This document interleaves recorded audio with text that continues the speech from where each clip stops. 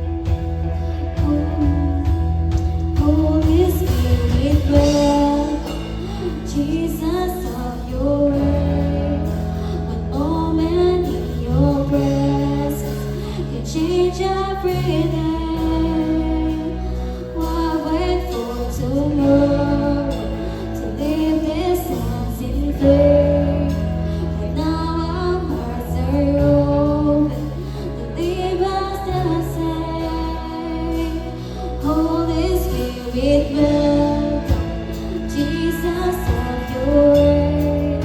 One moment in your presence can change every day. Why wait for tomorrow to live these hands in faith? And now our hearts are open to leave us the same. Yeah.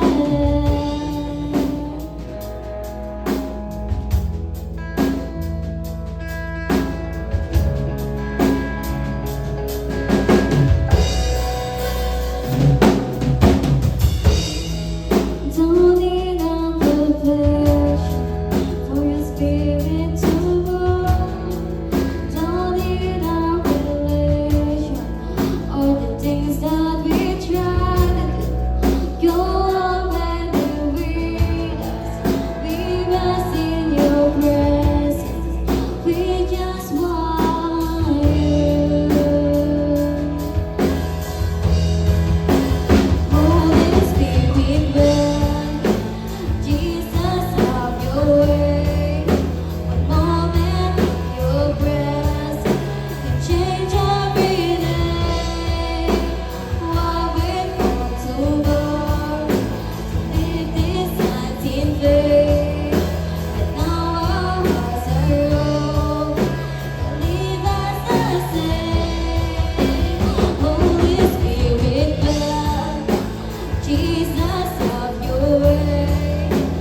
One moment in your presence can change every day.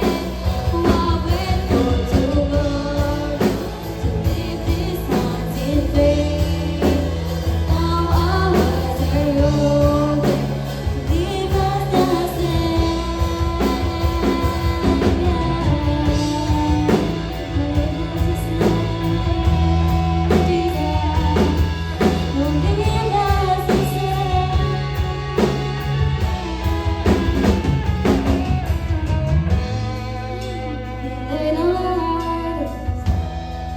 Anything in the way, forgive us for using your name for our good, for building a kingdom, for building a bride, for seeking a platform, or castles of sin.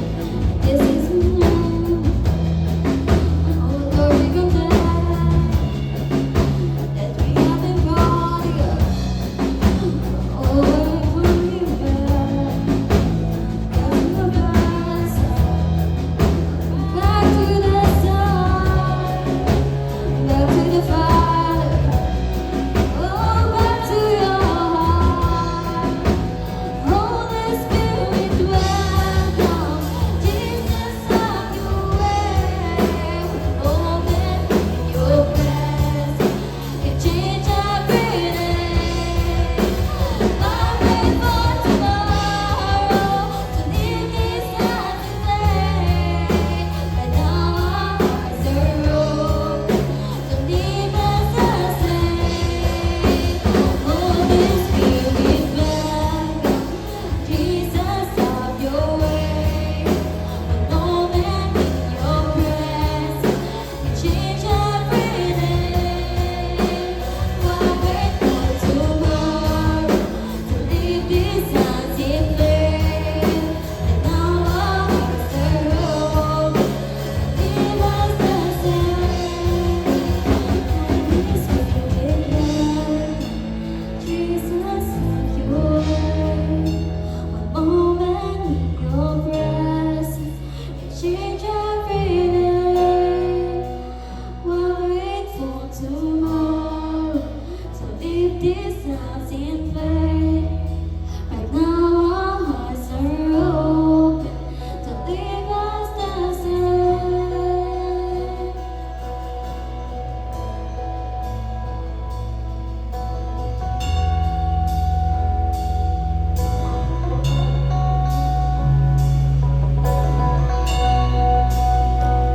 And lay down our idols, anything in the way.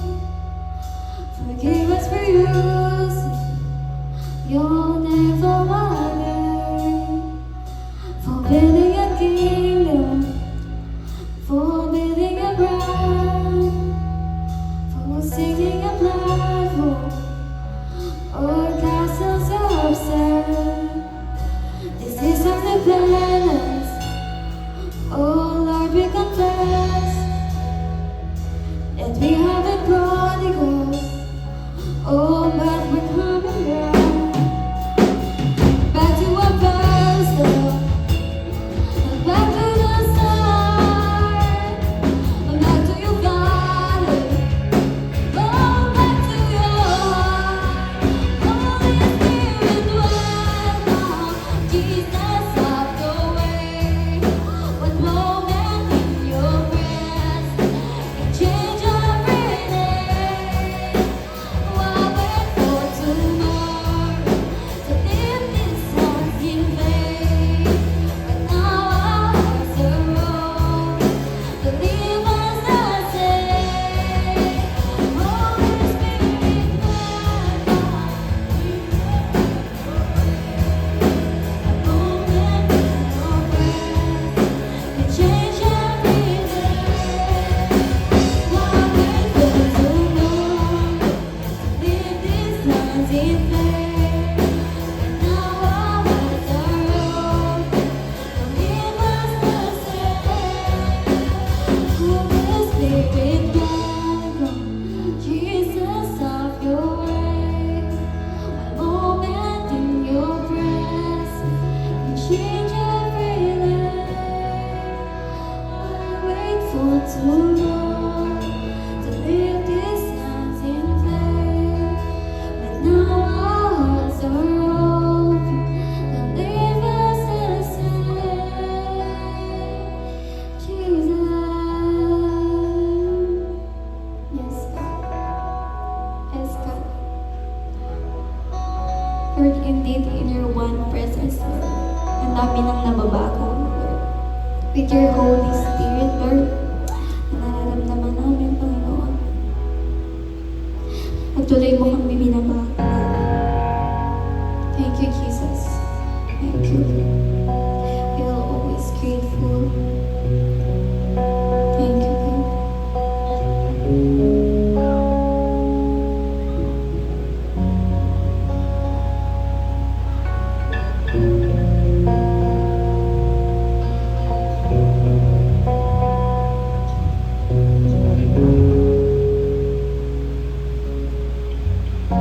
I call you faithful for the promises you gave, and I never need you back. Lord, I'm so grateful. You were with me every step, and I never will forget. When I think of how you blessed me, how your hand has never let me go, never let me go. You have been so good to me. God, I can't believe how you love me. What a friend you have been. So good to me. God, I can't believe how you love me.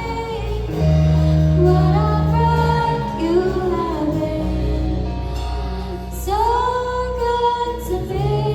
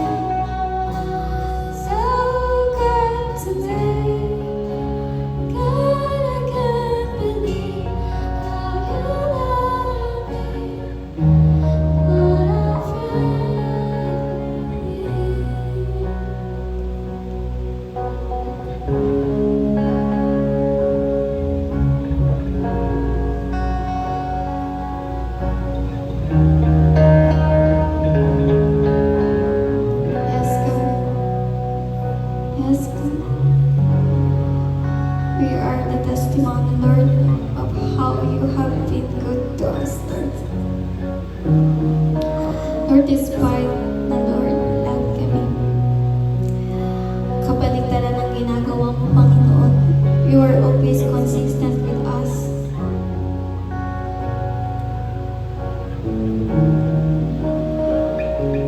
Lord, we are so grateful. We are so blessed that we encounter you in our lives, oh God. Only you, God, we can attain presence. We can restore our strength. Lord, thank you. In Jesus' name we pray. Amen. Thank God. Hallelujah.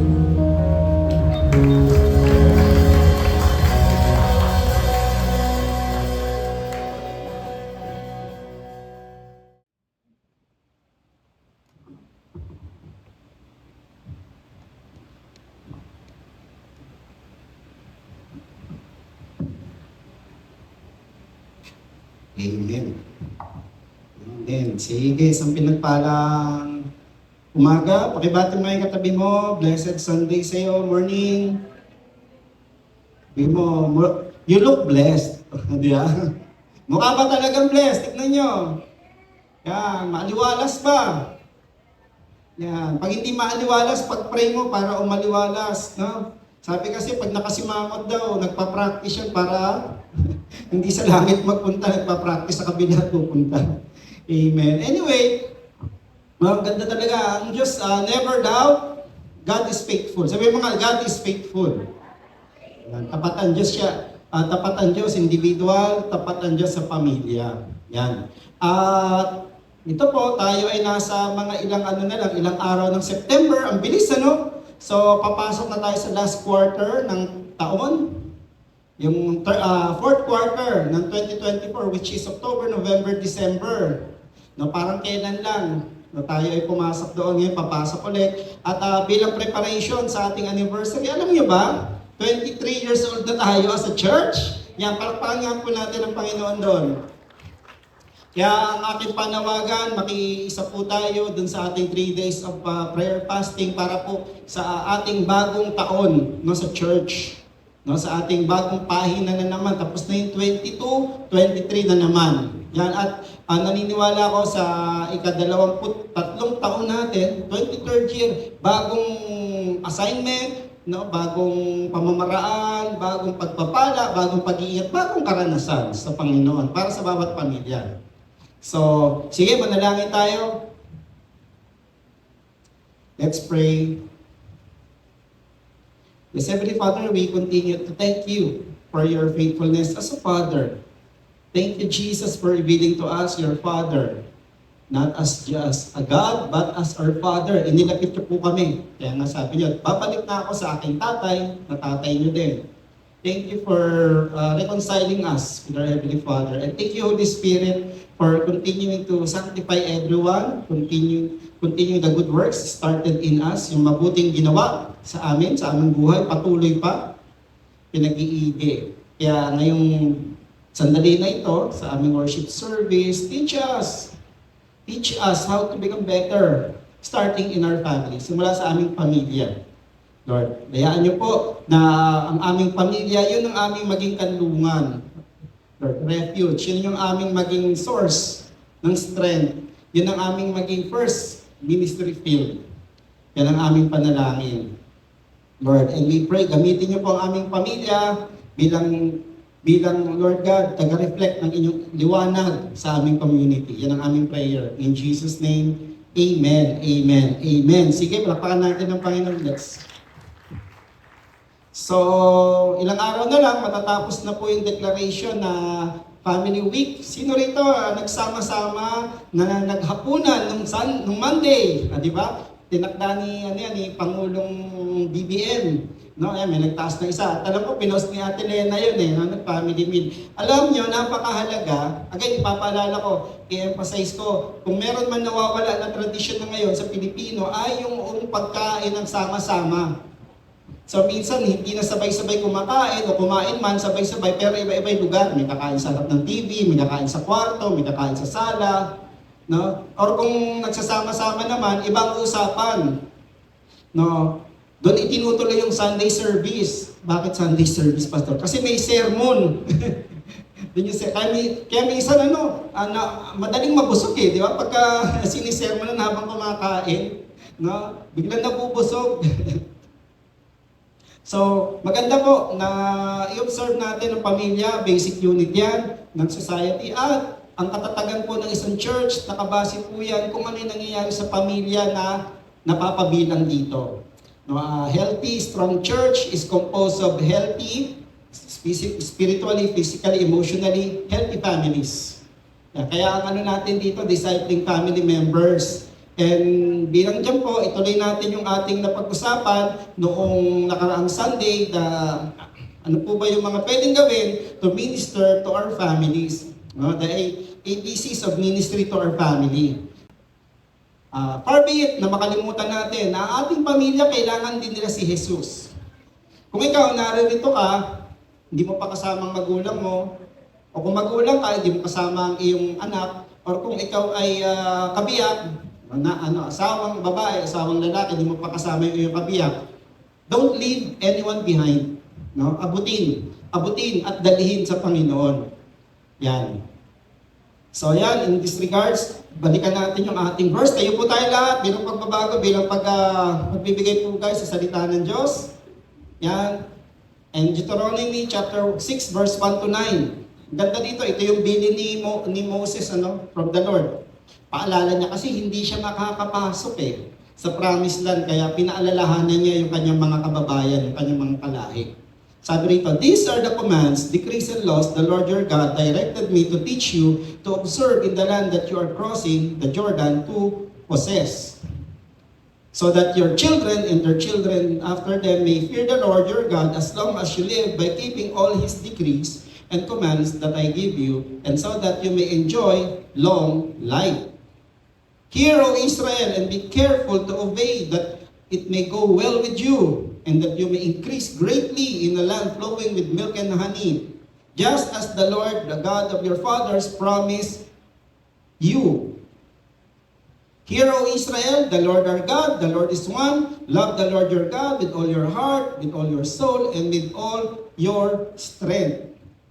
These commandments that I give you today are to be upon your hearts. Impress them on your children. Talk about them when you sit at home, and when you walk along the road, and when you lie, and when you get up. Paano natin gagawin yun? Tie them as symbols on your hands, and bind them on your foreheads. Write them on the door frames of your houses, and on your gates. Lord, we are blessed by reading and hearing your word. Pagpalain niyo po kami sa aming pagninilay at pag-aaral ng inyong salita.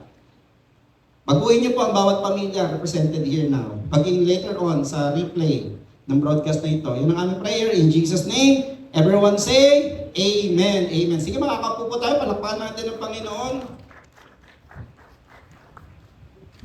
Again, ang context nito, nagbibilin na si Moses.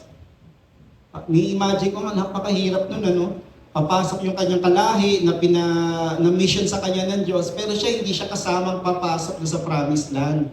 Dahil, hindi siya sumunod. Di ba? Just to jog our memory. Ano yung hindi niya sinunod, Pastor? Sinabi ng Diyos nung nagre-reklamo sila na walang tubig, sabi ng Diyos, mangusap ka dyan sa bato na yan para may lumabas na tubig. Tinuktok niya. Sabi ng ibang mga theologians, nagdabog kasi siya. Sabi mo sa katabi mo, huwag kang magdadabog sa Diyos. Diba? Nagdabog siya, nagmaktol. Nagmaktol. Pero kidding aside po, makikita natin, napaka-stricto pala ng Diyos. Siguro to drive home a point. Pero makikita natin ang isang konteksto dito, dahil pupunta kayo doon, wala na ako, nawa maalala nyo ito. Ang gusto ng Diyos, siya lang ang kilalanin natin. Siya lang ang kilalanin natin. At ano man ang karanasan natin ng katapatan niya, ipasa sa susunod na henerasyon ng maayos. Paano gagawin yon? Sa loob ng tahanan. Yan. Again, contextually, nung panahon po nila, uso po yung maraming maraming sinasambang Diyos. Itong lahi na ito, naniniwala sa ganitong Diyos. Itong lahi na ito, ganitong Diyos. So, ang ayaw ng Diyos sa kanila, ayaw ni Yahweh sa kanila ay, yes, sige ako kilalanin nyo, pero naniniwala pa rin sila na maraming Diyos. Na ang gusto ng Panginoon sa kanila, you practice monotheism, that is a belief in only one supreme God, na wala nang ibang nag-exist na gods. No, kasi polytheism yun, pero bukod doon, meron pala tinatawag na henotheism. Ano yung henotheism? Yun po yung, yes, in-acknowledge namin, meron din mga Diyos, no? Pero mas superior yung Diyos namin. Di ba? Yung polytheism kasi pagsamba sa maraming Diyos. Yan. Pero ang magandang punto nito, sa pamilya pala natin, i-impress yun. Hindi pagkakatiwala basta lang sa priest, hindi pagkakatiwala lang sa shepherd or sa pastor, kung hindi, ang pangunahing katungkulan noon o responsibilidad ay nasa magulang. Sabi mo, magulang. Tahanan. Diba? Nung panahon nila, wala pang paaralan. Ano yung unang paaralan? Tahanan. Doon nila sasanayin yung kanilang mga supling. Doon nila ipapasa yung mga karanasan nila. Kasi nung panahon nila, wala pang Bible. Paano pinapasa yon? Yung oral tradition. O diba? Kayo, balikan nyo, diba may mga kwento kayong alam sa inyong mga lolo't lola? Bakit? Kinuwento ng magulang natin. O diba? Ako, alam ko yung kwento ng alam ko yung kwento ng lolo ko, alam ko yung kwento ng tatay ko. Hindi niya naikwento sa akin, pero naikwento ng nanay ko. No, na yung storya ng tatay ko pala, pang maalaala mo kaya. Diba? Na siya'y nag-stow away, na may shine box siya. Uso nun yung nagsashine ng sapatos. No? So yun, alam ko yung bakit naikwento. Yan, at kinikwento namin doon sa mga pamangkin namin. No? Itong October po, 20 years nang nawala ang aming mother, 20th death anniversary niya. Kinikwento namin. Kasi mga baby pa yung mga pamangkin namin. So yung pinapasa sa pamilya. Okay, far be it na masisi, although meron din kaming bahagi, pero ang pinakamalaking bahagi ng pagsasanay natin hindi ng mga anak natin, sa tahanan, kailangan, sa tahanan sana mangyari. Ito po ang, sana po iwasan natin dito sa atin sa church, na humahataw tayong mag-win ng souls, pero yung ating mga mahal sa buhay, hindi pa natin nadala sa Panginoon. Na wala pa silang personal na relasyon. Yun man lang maturuan na magpasalamat sa Diyos sa panalangin, malaking bagay na yun. Doon magsisimula yun. Okay? Paano ba magagawa yun? Yun nga, ABC, unang bahagi po, letter A, dapat mapagtanto natin or kilalanin natin, we acknowledge na lahat ng miyembro ng pamilya, kailangan din nila ang Diyos, hindi lang tayo. Kung kailangan po nung stranger na sinusure ka na ba natin ng Diyos, kailangan lalo na ng ating pamilya yon. Diba? Kung kailangan po nung kaklase natin na may pinagdadaanan, no, yung comfort na pwedeng ibigay ng Diyos, kailangan din ng ating mga family members yun. Okay, ano pa ibig sabihin nito? Wala po tayong iiwanan. Sabi mo, leave no one behind. Yan. Kaya ang tanong dito sa letter A na to, if we acknowledge na kailangan ng ating pamilya, ang tanong dito, paano ba natin mailalapit yung mga mahal natin sa buhay, sa Diyos? No? Paano natin sila mailalapit na kumilala sa Diyos? Alam ko, karanasan natin yan. Nung una, yung mga bata, karamihan po ng faith natin, tingnan po ninyo, yung pasimula ng ating pananampalataya, ipinasa lang ng magulang yan. Nagsisimba, pagdadasal, pinasa. Pero yung paglalim, hindi autopilot, gawain ng church yan kung saan tayo dadalhin. Hindi maganda sa bahay pa lang, nare-reinforce na yun. Nare-reinforce na yun, natuturo. Kaya nga sabi ko dito, tignan natin, ano yung pag-aaralan natin dito. And then, pwede naman natin ikwento para ma-stir up yung ating mga family member. So, acknowledge. Mahirap na abutin ang family member, tatay, nanay, kapatid, tiyahin, matyahin, tiyuhin, pinsan, kung tingin natin hindi nila kailangan ng Diyos. Huwag po tayong ma-discourage pag sinabi nila, dito na ako pinanganak, dito na ako mamamatay. Pamilyar mo ba yun? Dito ako pinanganak, dito na ako mamamatay. Ay, totoo po yun, talaga. Pag hindi nila niyapos yung kaligtasan na alok ng Panginoong Hesus, talagang ganun talaga, no? Ang masakit doon, hindi lang physical death yun. Yan. Okay, so acknowledge. Letter B. Dahil alam natin na kailangan din nila, napakahalaga din na ready tayo. Sabi mo, ready. No, magtabi tayo ng panahon para sa ating kabiyak, para sa ating mga anak, at para sa sarili. Magtabi tayo, no? Paano ano ba? Oras na mag-pray, oras na mag-Bible reading, di ba? Yung sinabi ni Ate Len kanina, yung community page, nagpo-post po ako doon ng mga weekly readings na may tema, di ba? So, ano yung tema this week? Sige nga, talagang nagbasa tayo. Ano yung tema this week? Compassion, opo, compassion. Ang tema this week. Kanina, ano po yung reading kanina? Kanina, ang reading po yung kay Jonah, Prophet Jonah. Di ba? Saka Romans. Yan. So bukas, ano kaya yung tema? Ano po punto nun? Nilalagay ko po yun para merong pag-usapan ng pamilya. Una, para tayo, meron tayong basahin, makipag-usap muna tayo sa Diyos, kausapin niya tayo. Pangalawa, meron tayong paksa na pwedeng pag-usapan sa pamilya. Okay? So, ang tanong nito, paano ba tayo nagtatabi ng oras? Paano ba tayo gumagawa ng oras? So, ibig sabihin nito, make time and make effort for discipling members of the family. Wag po natin basta-basta, hindi naman basta-basta, wag lang po natin ibigay lahat, iasa kay ate ganito, kay kuya ganito, kay pastor, ngayon pagdi-disciple sa ating family member kasi tayo, gumawa tayo ng oras. Gumawa tayo ng oras. Na wag lang humanap, gumawa ng oras. No? Mag-effort na ilapit sa Diyos. Mag-effort na ipakilala sa kanila ang Diyos. No? Ano po nga dito? Ano ba yung laging usapan sa pamilya? O ito siguro mas magandang tanong. Nag-uusap-usap pa ba sa pamilya? O baka pag sa pamilyang eksena ganito, si tatay nag-call of duty, si nanay, babad naman sa K-drama, yung anak, K-drama din, pero iba naman, kaya baka nag-anime, ganun po ba eksena sa bahay? Hindi po masamang maglibang, pero ano pong oras yung itinatabi natin para sa Diyos?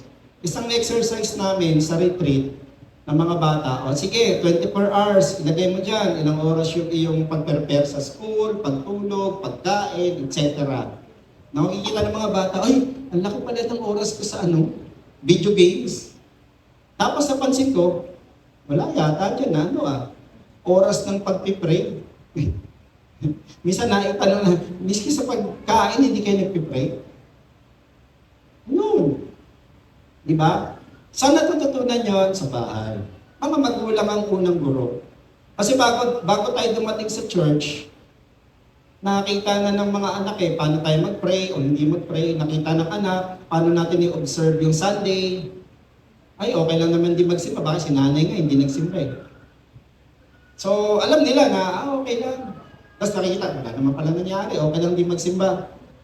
Okay? So, be ready to make time na ituro, samahan. Lagi namin sinasabi, yung mga bata ko, yung mga kids, hindi sila makakapagsimba mag-isa. Di ba? May eksena kay Jesus, dinala yung mga bata ng magulang sa kanya para ma-bless niya. Si Jesus, di ba nung bata siya, dinala siya sa temple. Mga magulang, dali natin yung ating mga loved ones. Ang tanong, Pastor, wala na akong oras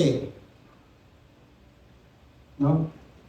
Gawan ng oras. Sabi ko nga, di ba, normally oras natin, una muna Diyos, pangalawang pamilya, pangatlong trabaho at ministry, good po yun. Pero hindi kaya mas mainam ito na yung listahan, alisin natin ng Diyos doon. Bakit? Hindi lang siya bahagi ng entry.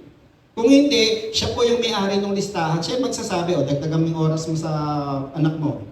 Okay, bawasan mo ng konti, dagdagan mo yung oras mo sa asawa mo. Okay, dagdagan mo yung oras mo ngayon sa trabaho kasi may deadline. Ayan. And then pag naayos na, sige, taasan mo ngayon yung oras mo. Mga ganun, Diyos ang magdidikta, ano yung i-emphasize natin. Ibig sabihin nito, let God be the God of every activity. Hindi lang siya kasama sa isa sa mga activity. Okay? So, yun yung letter B. Be ready to set aside time and make effort. Yan. Letter C. Ito na. Dahil nag-effort tayo, lumikha tayo ng atmosphere. Everyone say atmosphere. Yung isang kondisyon na naghahanda sa puso. No? An atmosphere that prepares the heart. Nagpapalambot ng pusong matigas, ng pusong bato. No? Nagbubukas ng puso para sa salita ng Diyos. Yan, challenging yan. Diba? Isang sample nga para icebreaker po sa mga, di ba, kumakain, o kumusta araw mo ngayon? Ganun lang. Anong sasagot? Okay lang. Okay. Wala na, tapos okay pa rin. Thanks God. Kain ulit. Sige na, kasi ano na abot kamay na pangarap na lunchtime, abot kamay pangarap na, 4 na linggo na lang. Ganon. Hindi, wag kuminto. Ituloy yung conversation. Sige, kwento mo nga sa akin. Gusto kong marinig yung okay na yan. Natutuwa naman ako na okay ka. Sige, excited ako dyan. No? So, ano nangyari? No? Isang magandang tanong ng magulang daw, nabasa ko, ano yung nangyari sa'yo na nakaka-proud ngayong araw na ito? Diba? So, yun. O kaya kung halimbawa daw, sa tahanan, ano ba yung pwede natin ngayon para magkaroon ng atmosphere na pananalangin? Yan. So, ibig sabihin dito, gumawa tayo ng atmosphere at i-maintain yung atmosphere na yon na i-stir up yung puso. So, isang bagay dyan, siguro kasama dyan, pagpapatugtog ng worship song, no? Ano pa? Bigyan ng umaga. Pag umaga po ba, anong tumatakbo sa ating sa ating radyo, balita. Kaya buong araw ang nagdidikta ng araw natin, yung balita. Maganda ang magdidikta ng araw natin, mabuting balita. Okay? Hindi po yung balita muna sa radyo, hindi masama 'yon. Ako nanonood din ako ng balita, bakit? Para ano po na nangyayari? Ano po kung ano yung pagpipray ko? Di ba gaya ngayon, di ba may digmaan sa Middle East, sa Lebanon. Yun. Isang tugon doon, nakakatakot naman, mag-aaway-aaway na. Hindi, isang magandang tugon doon, ano kayo pwede kong gawin para ipag-pray yun? Ang Israel. Para ipag-pray yung nangyayari sa Ukraine. Para ipag-pray yung ginagawa sa West Philippine Sea. Kesa magalit. Nakorek ako nila dyan kasi naiinis na ako Bilang yung vapor namin. Pwede pa kaya ako mag-volunteer service kasi ROTC si pastor Sabi ko, kailan kaya kami papatawad? Hindi pala yan ang kailangan mo na ipag-pray mo. Di ba, ipag-pray? Yan, wala imposible sa Diyos. Sabi nga, walang imposible sa Diyos. Pero, para po mag-sink in yung kaisipan na yun, we create an atmosphere that will stir up the heart to believe na walang imposible sa Diyos. Kaya we find ways to create an atmosphere na nagpapalambot sa puso, tumatanggap ng salita ng Diyos, aralin ng Diyos, at nananatili. Kung baga, yung 4 na soil, di ba? Yung soil na matigas, yung soil na mabato, at yung soil na maraming damo. Pwedeng ganun yung kondisyon ng ating puso. At yung pang-4 na soil, yung soil na mataba. No? Fertile. At doon tumubo yung binhi at nagbunga. So, din pwede natin gawin kung ang mga family members natin matigas ang puso. Kung family members natin medyo mabato ang puso. Tumubo man pero hindi nag-ugat kasi marami pang kaabalahan. Madi-discourage. Baka yung pwede kong gawin para wag siyang ma-discourage o matulungan siya. No? Kasi minsan ang natin tanggap agad, gawa agad. Paano kung may pinagdadaanan, kailangan mo lang i-resolve yung pinagdadaanan bago maging bukas sa salita ng Diyos. Yun prepare yung puso para maging mataba yung lupa. Okay? Para mataba ang lupa. Yan. So, yun. Create an atmosphere. Sabi mo, create. Kamusta po ba yung atmosphere sa bahay? Okay, ang atmosphere po ba sa bahay? Parang gera lagi. Pag laging gera po, hindi po mabubuksan ng puso ng family members sa salita ng Diyos. Okay, and again, kung ang pamamaraan po natin ng pagtutuwid, nakita natin hindi tumatagos, maybe we have to pray to the Lord. Lord, ano po yung kailangan kong i-adjust? Kasi hindi nagwo-work yung no? Hindi ko nagwo-work lagi ko na lang nirarat-rat Lagi namin pinapaalala ni Ate Len, sino rito gusto laging ninanag ng bata? Yung laging tinatalakan ng nanay? O, walang may gusto. Ibig sabihin po, yung anak natin, ayaw din nun. Diba? Ibig sabihin po, yung kabiyak natin, ayaw din ng ganun. So, bakit natin pinapasa? Ibig sabihin, find ways how to create an atmosphere na yung puso magiging bukas. Again, napakalungkot na marinig, kaya ayaw tanggapin kasi ganyan lang maingay sa langit. Bakit? Karamihan pala nandun, matalat eh. Kaya pala ayaw magpunta ng langit, So, yun. So, create an atmosphere. Sabi mo, create. Alam niyo po, ang tahanan po, yan ang structure. Kasi dito, nagsimula tayo 9:30 o 10, matatapos tayo 11:30. So, paligay niyo ng 2 oras ko kayong kasama sa sermon. 2 oras lang po yan, pero mas mahaba yung oras natin sa tahanan. Hence, dali natin yung atmosphere sa church, sa tahanan.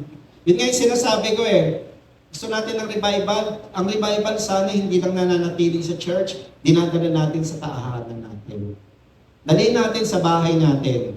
Dali natin sa ating hanap buhay. Dali natin sa eskwelahan natin. Pero napakaganda sa tahanan muna natin. Okay? So create. Then letter D, dinadaanan ko lang ito na, part. Develop tayo ng paraan to apply at pag-aralan yung salita ng Diyos sa tahanan. No? Ang tahanan po, nawa ang tahanan natin safe and secure haven para sa ating mga member dito. Na principle po yan attachment. Ang tingin ba natin sa tahanan, lugar ng safety, lugar po ng pangunawa, lugar po ng pagtanggap, o lugar po ng persecution, lugar po ng torment. Pag ganun po ang tingin natin, lugar siya ng torment, persecution, oppression, hindi po talaga mahirapan po magbukas sa salita ng Diyos. Pag ganun po, at huwag tayong magtaka kung bakit parang mas gusto niyo pang maglagay sa church. Bakit ganun mas sinusunod niya si pastor o si ate o si kuya? Kasi, safe ang pakiramdam niya doon. Hindi kinukonsinte ito pasintabi. Hindi pagkukonsinte. No, sa church, umiiyak si pastor, bibinata. Sa church po, ayoko po ng kinukonsinte. Kaya lang minsan, pag inuunawa ko na misinterpret na konsentidor si pastor, gusto ko munang marinig ang side. Then gusto ko munang ma-acknowledge. Kasi totoo yun sa pakiramdam niya Diba? That is real. Alam nyo, nung nag-internship po ako sa isang eskwelahan, mga 80% ng mga bata may pinagdadaanan, tinanong ko, ito bang pinayento mo sa akin? Nasabi mo na sa magulang mo. Hindi ho. Anong reason? Una, hindi rin pinapakinggan. May nagsabi, hindi pinapakinggan. Meron namang isa, pinapakinggan man, dinidismiss. Yan lang. Minimize.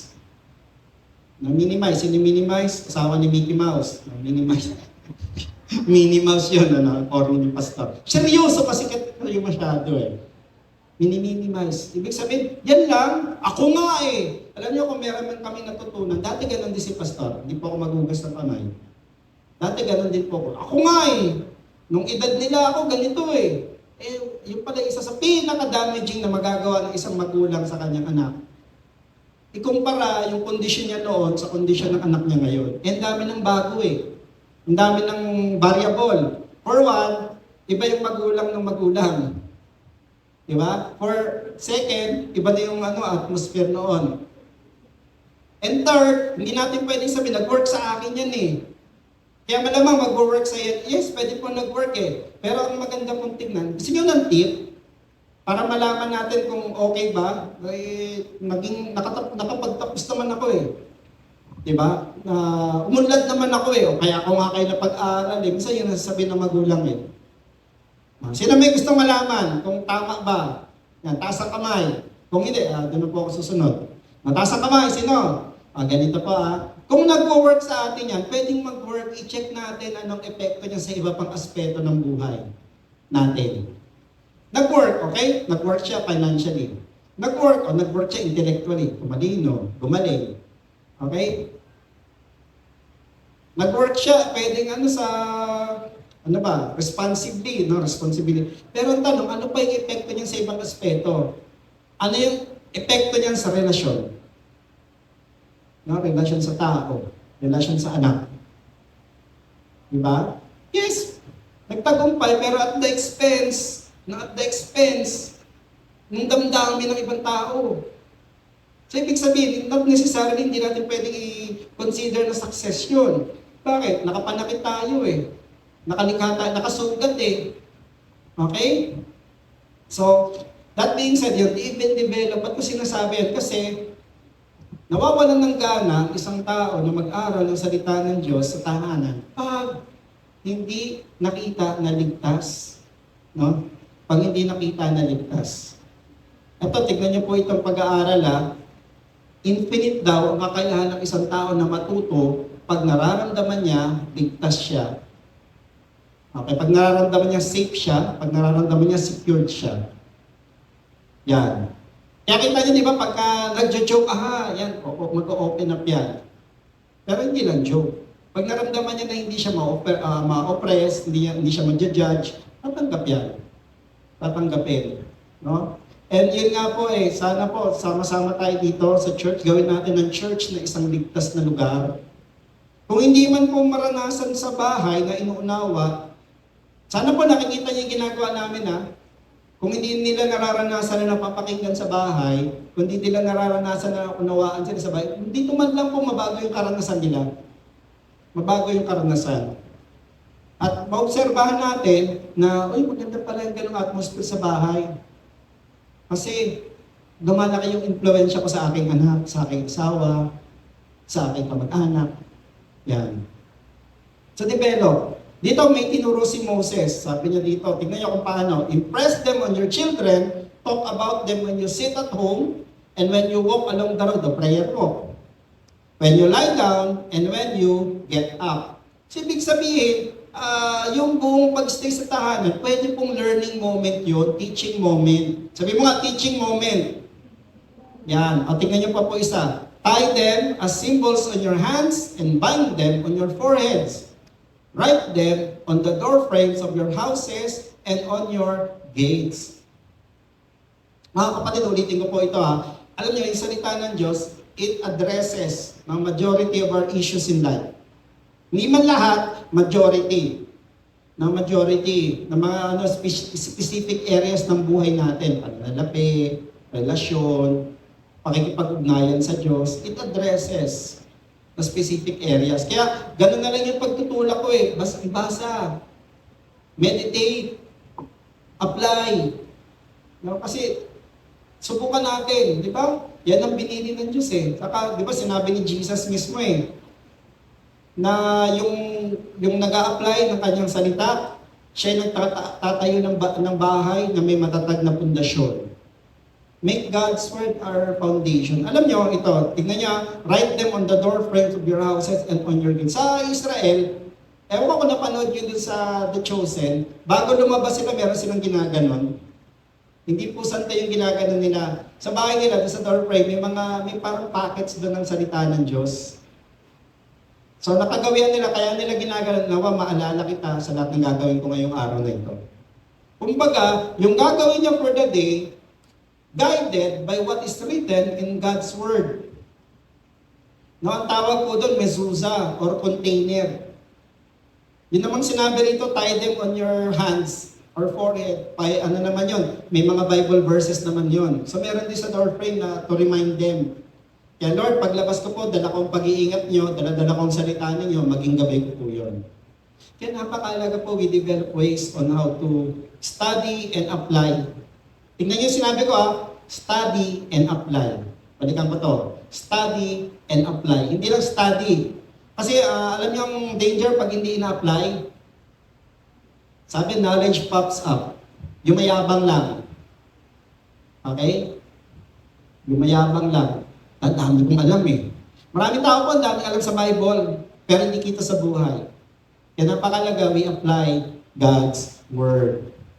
And, ano po dito? Diligently. Sabi mo, diligently. Ibig sabihin, gawin ito ng tuloy-tuloy po. No? Diligently use every opportunity to teach God's words. No, turuan. Hindi man formal Bible study, kasi kung Bible study, once a week lang. Kundi, ito, sinabi sa salita ng Diyos ito eh.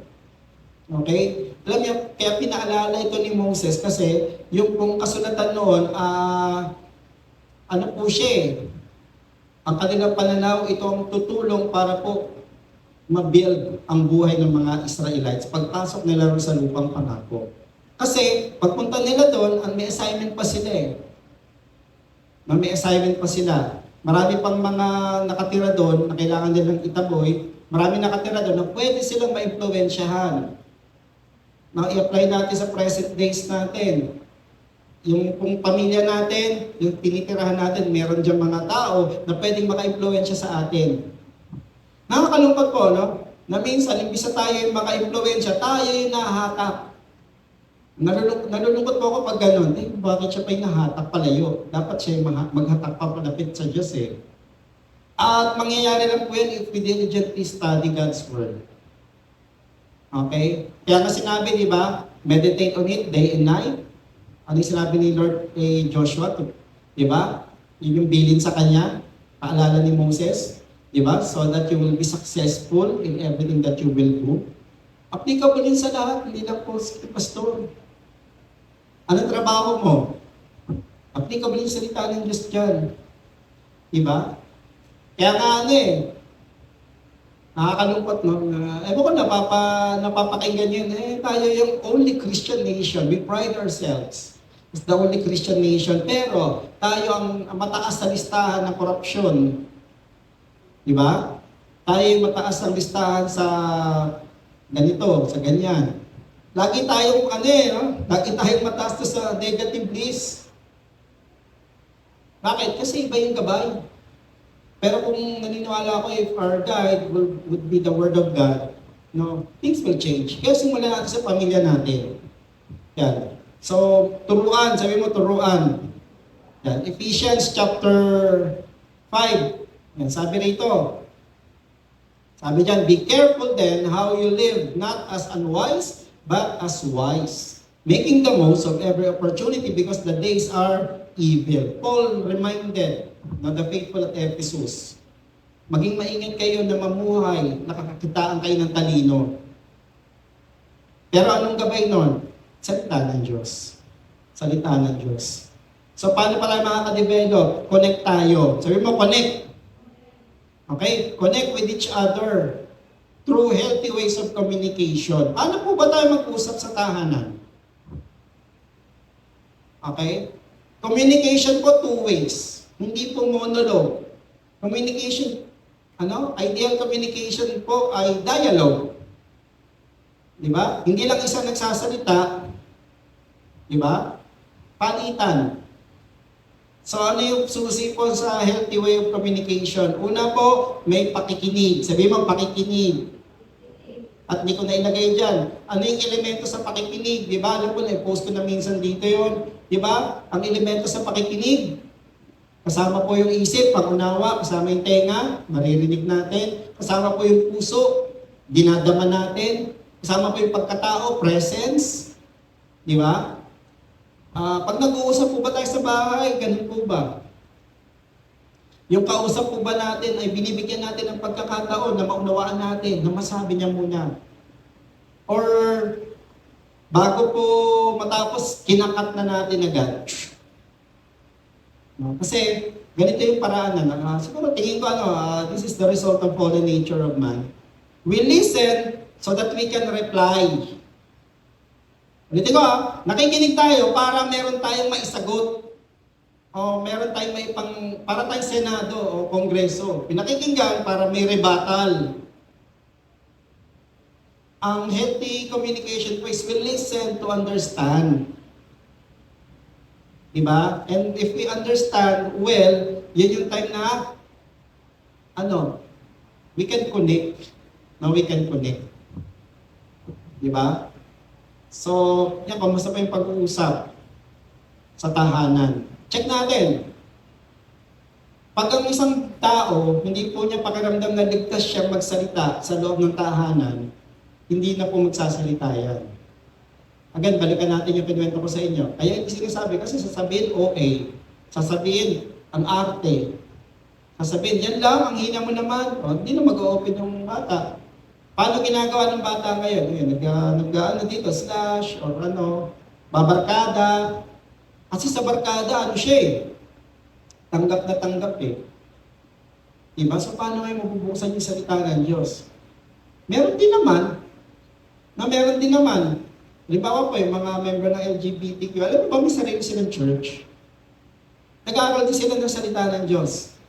Pero, ang konteksto ng gusto nila, yung mag-fit dun sa gusto nila. Na okay lang na magpakasal yung magkaparehong kasarian. Pwede rin naman yan eh. Okay, kaya lang, yon ang aling pangunahing pangangailangan nila, the feeling of being heard and being safe and not judged. So sa tahanan po, how can we develop ways to study and apply God's Word? First po, establish natin safety. Safety. Second, establish natin yung pong atmosphere na, sige, salita ka naman, mahalaga yung sasabihin mo. May ano po kami, may prof kami, may nag-a-assist pa din po sa klase. Yung prof namin ngayon, hindi siya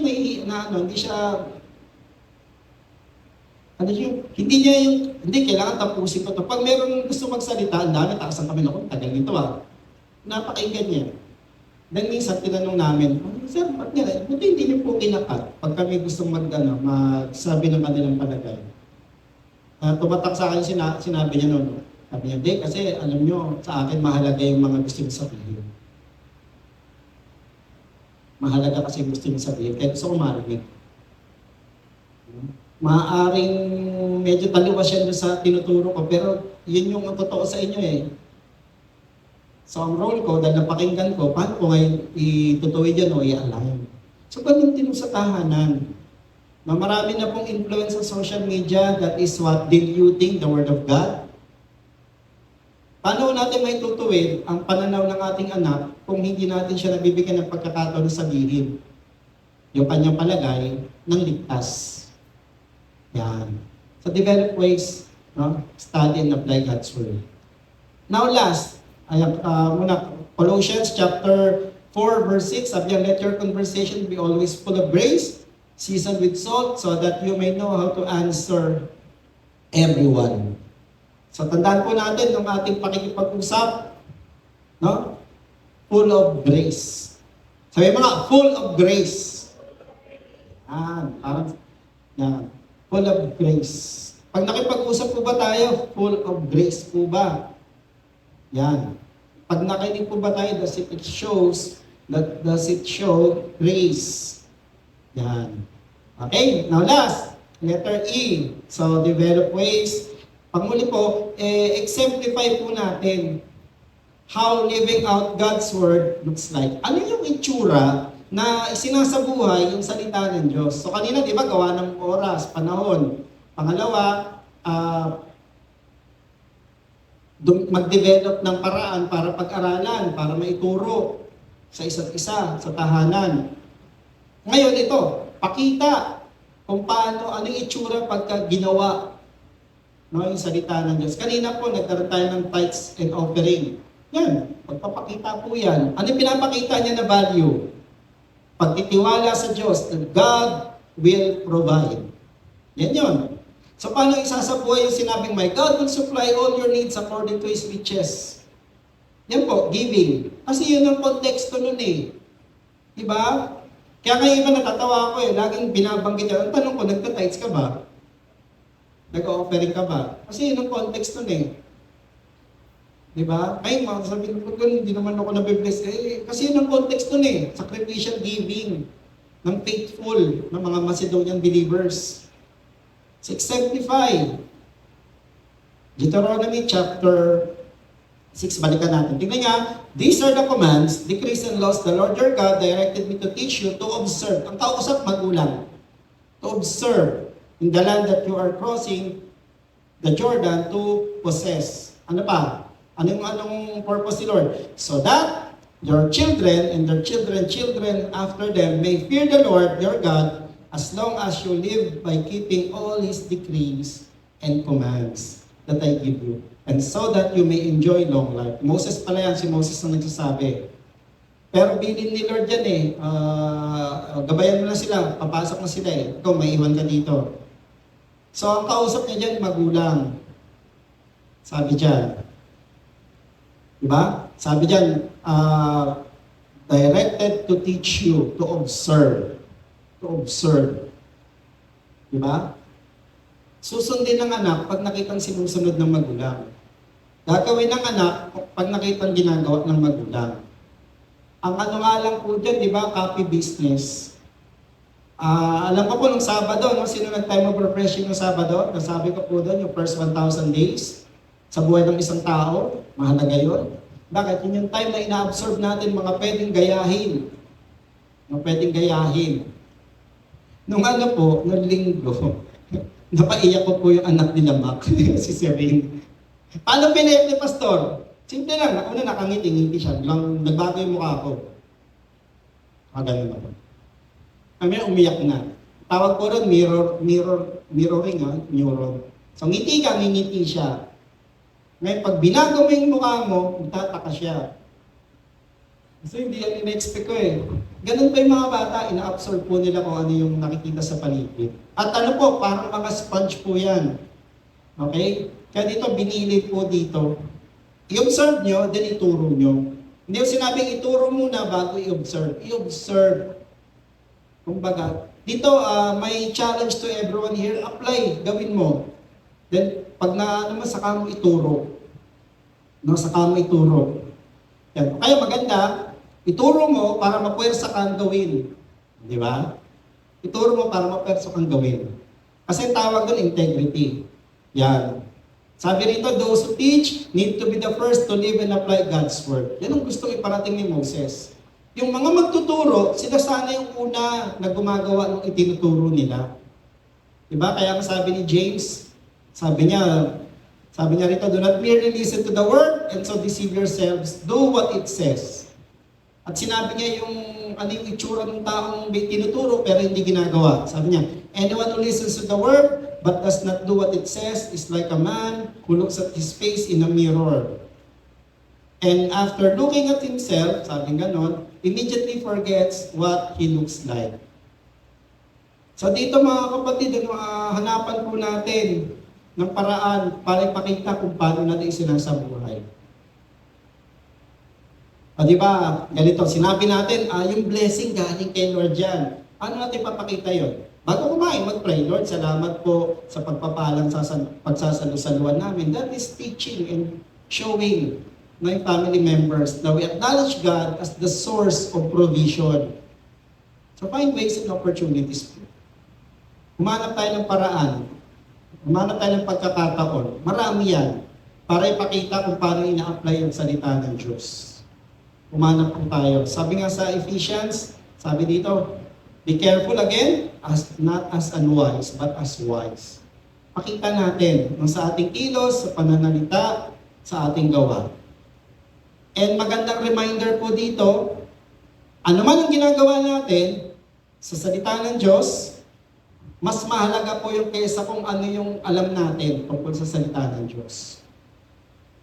Again, what we do with God's Word is more important than what we know about God's Word. Sa tahanan po yan ang titignan ng mga wala pa sa Panginoon. Paano niya ina-apply? No? Paano niya ina-apply? Paano niya ginagawa? Kasi tayo po yung pinakamagandang dahilan ng isang tao para i-embrace yung mabuting balita. Pero tayo rin po yung pinakamagandang excuse, dahilan, para hindi nila tanggapin ang mabuting balita. Kasi it is more caught than taught. Mas nasasalo kaysa natututunan. Yan. Matthew chapter 23, tignan po ninyo dyan. Pinorek ni Jesus, yung mga disciples siya, huwag niyo silang gayahin. Memorize nila yung salita ng Diyos, yung batas, mga Pharisees. Pero tingnan yung sinabi ni Jesus. Jesus said to the crowds and to His disciples, nag-warning siya, The teacher of the law and the Pharisees sit in Moses' seat. Di ba? Mataas. So you must obey them and do everything they tell you. But, sabi nga lang, do not do what they do. For they do not practice what they preach. Di ba? Huwag yung kayahin yung ginagawa nila. And minsan ganun nauuna yung ginagawa, ginagaya, kaysa doon sa tinuturo. Mga kapatid, magandang paalala to. We cannot separate the messenger from the message. Mahirap po.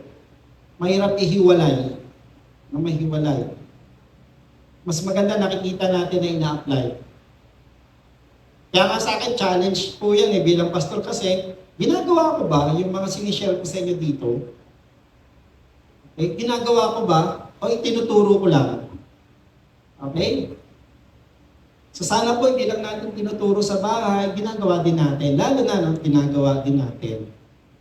Sabi nga dito, dumalabo dyan, sabi rito ni Jesus, ito warning niya, not everyone who says to me, Lord and Lord, will enter the kingdom of heaven, but only the one, tingnan niyo, who does the will of my Father who is in heaven.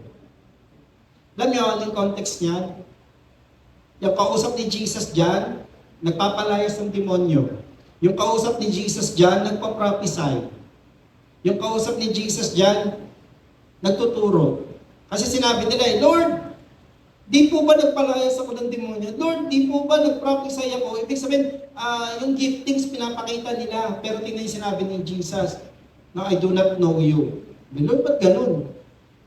Nagsiserve naman kami Sabi niya kasi dito, not anyone who calls me Lord and Lord, sabi ganun, will enter the kingdom. Sino lang papasok? Only those who does the will of my Father in heaven. Mga kapatid, as we and how to exemplify o paano natin ihahalimbawa yung naririnig natin, magandang tanong na sagutin natin dito, how can we show in our homes a life of obedience to God's word? Paano natin papakita kaya? Bilang magulang. O kung tayo ay mga anak, wala pa yung magulang natin dito, paano kaya makikita ng magulang natin? Yung pagsasabuhay natin nung naririnig natin kila pastor, kila ate, kila teacher Jonah, kila teacher MG, Mary Grace, paano kaya? O kung hindi pa natin kasama yung spouse natin, paano kaya makikita ng kabiyak natin na sinasabuhay natin, yung naririnig natin? Malaking hamon po yan. So yan mga kapatid, as we close, as we close this, again, emphasis on the family. Ang panalangin ko po, bawat pamilya po dito, bawat tahanan po, maging discipleship center. Ang main discipleship center, pamilya. Ang equipping po, church. Pero ang execution sa tahanan sana. Kaya dito, magandang maalala natin, huwag natin iiwan yung mga mahal natin sa buhay. So, practice the ABCs of ministry to our family. A, acknowledge natin, everyone needs God. B, be ready to set aside time for the spouse, children, and self. C, create an atmosphere that prepares the heart. And letter D, develop po natin paraan para pag-aralan at i-apply ang salita ng Diyos. At ipakita natin mabuting halimbawa. How to exemplify. In closing po, gusto kong iwan sa atin lahat ito. Sabi dyan, no other success can compensate for failure in the home. Hindi ko no other success can compensate for failure in the home. Ang sakit po nun na nakatulong tayo para tumatag ang church pero mabuhay ang tahanan natin. Ang dami natin na ipapanalo para sa Panginoon pero sa tahanan natin sila yung nagbabayad noon. Kaya wag po natin iwan yung ating pamilya. Kaya that being said po, maganda pong rito, maisip natin, paano kaya yung relasyon natin sa pamilya maging mas mabuti dahil discipleship center pala yung tahanan. Pag-isipan niyo po yan. Never, do ministry at the expense of your family. Paalala ko po sa inyo yan. Okay? Balanse po. So, that being said, paano kaya magiging mas mabuti yung relasyon natin sa pamilya dahil discipleship center pala yung ating tahanan? Kayo po makakasagot niyan. No? I hope po, bawat pamilya dito, may triplets po kayo. Bawat pamilya po rito, nagpe-pray kayo. Bawat pamilya po dito, buksan niyo inyong tahanan sa salita ng Diyos, Bible study. Okay? So alam ko may mga ilan dito online. Yun po, yun yung paraan para maging discipleship center yung tahanan natin. Amen? So yan mga kapatid, tayo lahat. And let's pray.